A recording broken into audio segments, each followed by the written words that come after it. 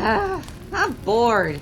Guys, come on now. There's a logical way to solve this. And how's that? With pirates!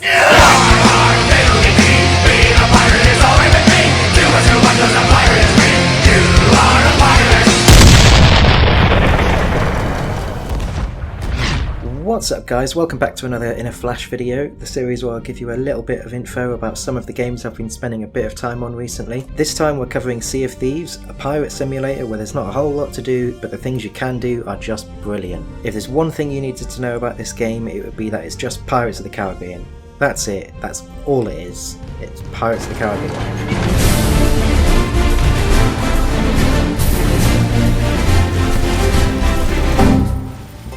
As always, I want to talk about the graphics first. Personally, I'm not a big fan of the cartoony style they went for with the characters, but from an objective point of view, I do think they've done a good job. There's quite a lot of detail there, and the quality is clearly there, with a huge amount of choice in how you want to look, with constantly updated clothing options.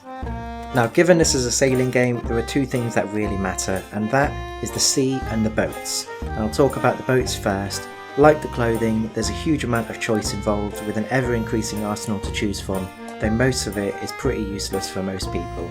We'll all have different things that we do and don't like, but most people will probably ignore about 80% of the ship cosmetics, just like they're going to ignore about 80% of the player cosmetics. But that 20% that you do like are going to be phenomenal and absolutely perfect for the look that you want to go with, whether that be a dark pirate look, a golden treasure hunter look, or even a merchant look. Outside of the wonderfully designed cosmetics, the boats themselves have a huge amount of detail. You can see hundreds of planks along the ship, along with all the ropes that make up the sails, and they even put a lot of detail into the decks below, which really make the ships feel real. Now the water, and I really don't think I need to tell you how good the water is in this game. They built the engine specifically around it, and it shows. Even animated films don't have water with the level of detail that this game has. It just leaves me speechless, and nearly every single time I play this game I'm just amazed by how good the water looks. And I mean, just look at it.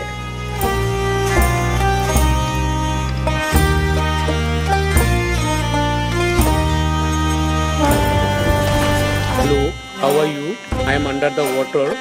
Please help me. Here too much raining. Mission failed. We'll get them next time.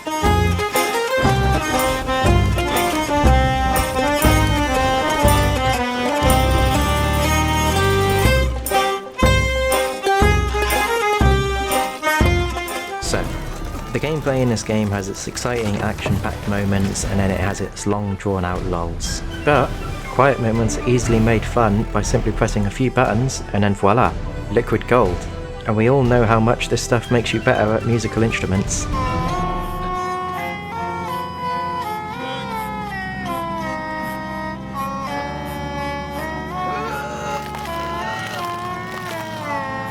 Seriously though, there can be some pretty boring moments in this game if you're not careful, but the action-packed fights and the quest for buried treasure more than make up for it. This game has it all. You can take quests from the various factions, which will have you delivering cargo, digging up buried treasure, slaying skeletons, sinking ghost ships, and even uncovering clues to find a hidden vault filled with treasure. Or you can do what this game's name is and be a thief. I mean, you are a pirate after all you have to do is just sink the ships, the local populace, and steal, liberate, their goods and turn them in yourselves.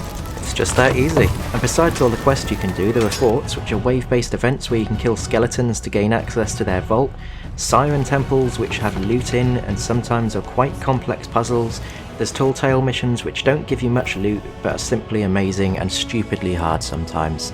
Not because it's difficult to stay alive, but because the books are so cryptic you can spend half an hour just reading a few pages trying to figure out where the hell you're supposed to go and what you're supposed to do.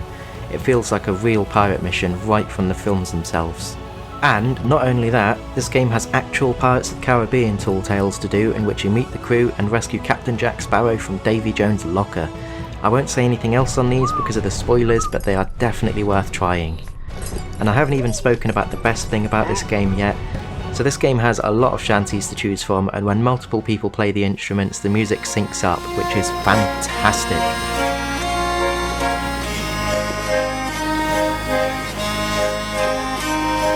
But let's not forget alcohol exists.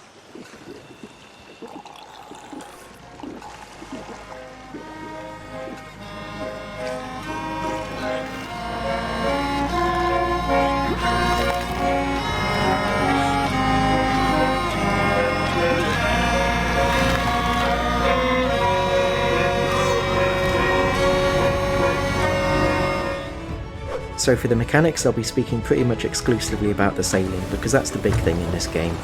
The sailing is the most intense I've seen in any game, and it's simply brilliantly designed. So the ship will rock and roll on the waves, which looks fantastic. Wind direction is a thing which affects how fast you can go, with each ship being the fastest in a different situation, with the sloop being fastest into the wind, galleon being fastest with the wind, and the brigantine being fastest going sideways. Setting the sails up or down changes the speed, with bigger ships having different speed boosts for each different sail, which means you need to think about what the positions are during a fight. And speaking of fighting, you can shoot down the masts of other ships which stop them dead in the water, and sinking ships isn't just a case of damaging them enough because they can be repaired. It works on the level of water of the ship. Each hull will let in a little bit of water until repaired, and if it gets to the top deck, then it's off to the seafloor with you.